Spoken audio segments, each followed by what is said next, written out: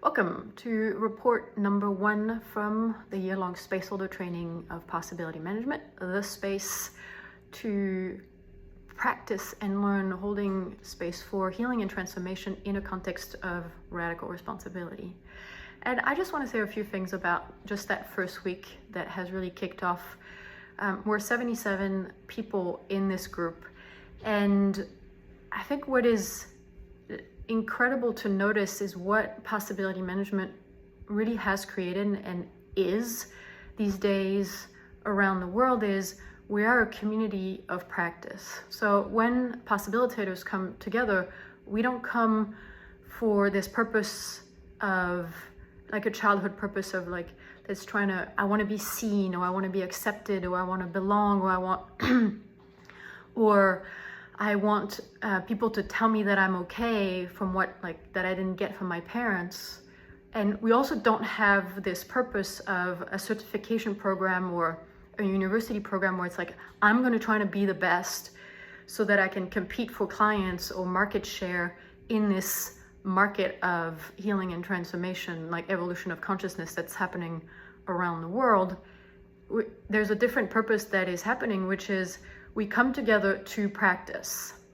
And the people who are joining this year-long spaceholder training, they're basically these geniuses who have dedicated the last few years or maybe decades of their life of becoming, how can I become a practitioner that not only I can notice this matrix building inside of me, but how do I hold space for other people to come together around me or around each other to build a community of practice where the purpose is to liberate my potential and liberate each other's potential.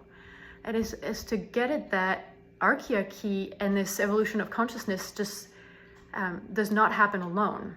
So this whole American style of the lone wolf or the one successful special expert or guru or teacher is really is established in our culture. It's like that. It's been the rug has been pulled out from this idea of I have to be special, I have to be better to succeed in Archiarchy, because our context is, and that's something that's been built over years and over initiatory processes and research and documentation of I success, I thrive when other people thrive. And Archiarchy comes alive and emerges when all these people with different specialties are taking a stand, like are committed and have a team that empowers them to take this specialty forward. And that's not only held by trainers or, for example, me as the main spaceholder for the year-long spaceholder training, but has become a shared culture. And so people have come together in this year-long spaceholder training really with this, I'm committed to your commitment. And at the same time, I'm doing the work for how can my commitment comes through uncontaminated with my own childhood survival strategy or gremlin technology or gremlin food. And that's been noticed already by a woman who's really new to possibility management, but has joined the year-long spaceholder training, where she notes that she's so impressed with the level of commitment and clarity and cleanness that is taking place in the communication is inside of the year-long spaceholder training. There's something else that this is more about what I want and what's moving in me after this first week is to notice that we're a village of spaceholders in training, meaning that there's people really in all different part of their path, and also going around the learning spiral, going back over territories that they might have thought, oh, I've handled this, or I can already be centered, or I've already handled mom and dad.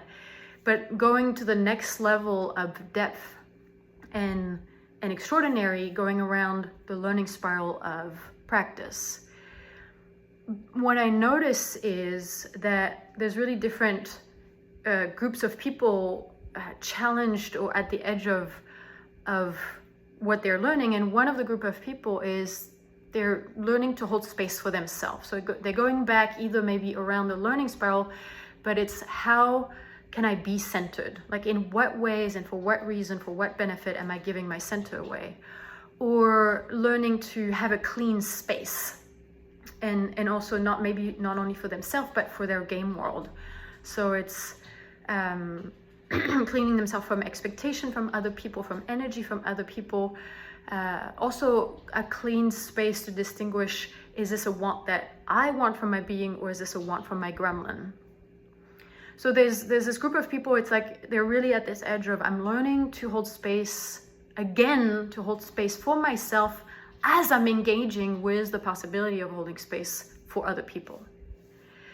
And then there's this other group of people who either are already doing that or are ready to be holding space for a project. And I think where we are here in possibility management and in the kind of the matrix and the evolution of this context is we're ready for local projects, really for local projects that to take place and to take a stand for, I want this to happen in my apartment building. I want this to happen in my street. I want this to happen in my village, to the degree of not just I want people to meet and learn how to feel, but it's I want and that's really where this edge, and I think where we're going with this year-long spaceholder training. But it's okay, if the village if there was a certain amount of people who had taken back their authority in our village, what would we change? Like, what do I want to see happening in this village? That could be, I'm thinking of Flint, Michigan, who still does not have clean water. And it's like, okay, it would only take one person to say, okay, we're taking a stand for, I'm taking a stand for clean water in Flint, and it's not through the action of the government, like not requesting the government to do something, but how do we get cisterns? How do we get water flow from the roof? How do we make sure that this water is clean? And how do we get groups of people to come together to take care of a shared water system that does not come from the grid, because the grid is not providing us with what we need. And what people will face, like in what the spaceholders in the spaceholder training, in the year-long spaceholder training are facing is what we know is the people not having their authority, people not having their center, people being afraid of being killed if they start being responsible. So this old thought map of responsibility. So this is where the work of this healing and transformation and radical responsibility is crucial. And that's why people are in there, because they know that any project that would require for people to become alive and being more responsible will hit all these blocks that we've hit in ourselves. Emotional healing processes, the lack of initiation, the lack of feeling, and so on. But there's so many local projects that are yet to have one spaceholder that says, I want this to happen. So it could very much be food sovereignty, having orchards and gardens all over a village so that people have their own authority and not bound to the market prices of corporate franchise such as Aldi and Lidl and so on. And it's not just I want to have food for myself, but how do I take a stand for an entire village or community or region to have that level of food sovereignty. Anyway, with Clinton, we'll come out with a list of 25 to 30 local projects that you and the people in the year-long spaceholder training might want to take on. But this is sort of where I'm having my eyes towards, and being people who are rooted in a region, who are not nomadic, can take a stand for that region. And that's how the quote-unquote virus of Archiarchy is, like, there's a seed planted and it can start really building an ecosystem from a local place. And then there's this other group of people in the year-long spaceholder training that I belong to, which are more maybe nomadic, but that I don't know if that matters. But it has this vision of a global project or global game world. And that has to do, I think, a lot with training the next generation of spaceholders. Because I've been researching of like, what is missing? What is missing in terms of project, regenerative project, Archan projects, whether it's from possibility management or other game worlds to thrive. And you think about, okay, is this a lack of money? You know, is this a lack of land? Is this a lack of authorization from the government? And all of that comes back to, if there is a spaceholder that is able to let resources flow through them, there will be enough money. There's enough money in the world for regenerative projects. And the same for, there's enough land in the world for regenerative project. And also that this whole idea of having the government support it or having permission is giving the center, you know, your center away to the government, the idea of government. So what it comes down to, distilling what is missing for regenerative projects to really take place are spaceholders. It's like this one thing, this one person that says, I want this to happen, and I have the skills to navigate, like hold space, cavitate space, and navigate a team that does not have low drama, that is not going to go and break down because of emotional reactivity, because I have the tools for people to reclaim their authority, which is this inner regeneration that can be reflected in this outer regeneration.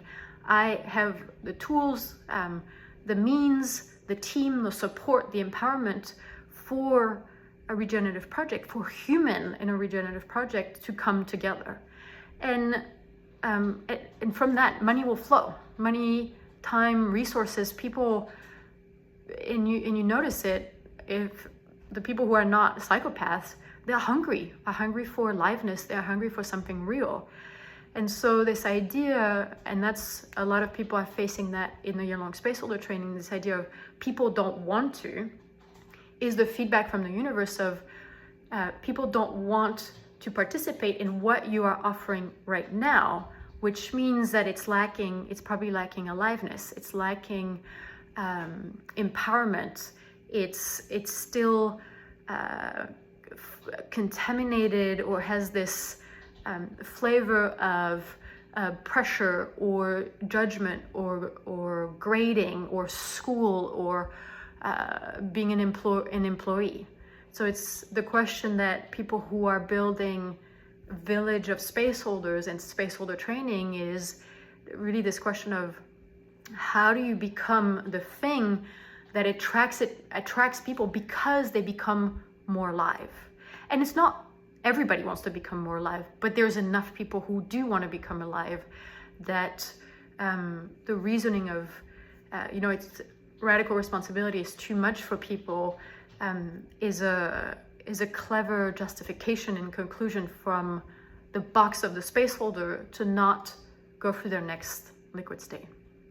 So that's the kind of thing that we're facing and we're engaging and working with in the year-long spaceholder, and it's just a really fabulous start to see people sharing their edge with, like, this is what I'm practicing. And the next step, maybe for today, as we're having the next session, is how does that practice is the door to consider that each individual practice is the door for this bigger vision, this bigger project, that a community of practice in radical responsibility is not just looking at ourselves of how can I get better, like how can I fix myself, but that the practice itself is designed to build a certain matrix for this archetypal lineage, for your archetypal lineage to do its work in the world.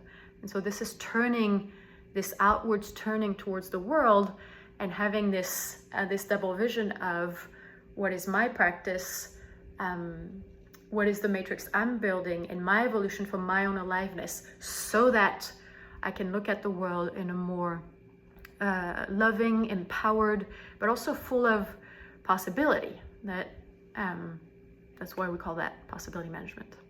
Okay, that's it for week 1.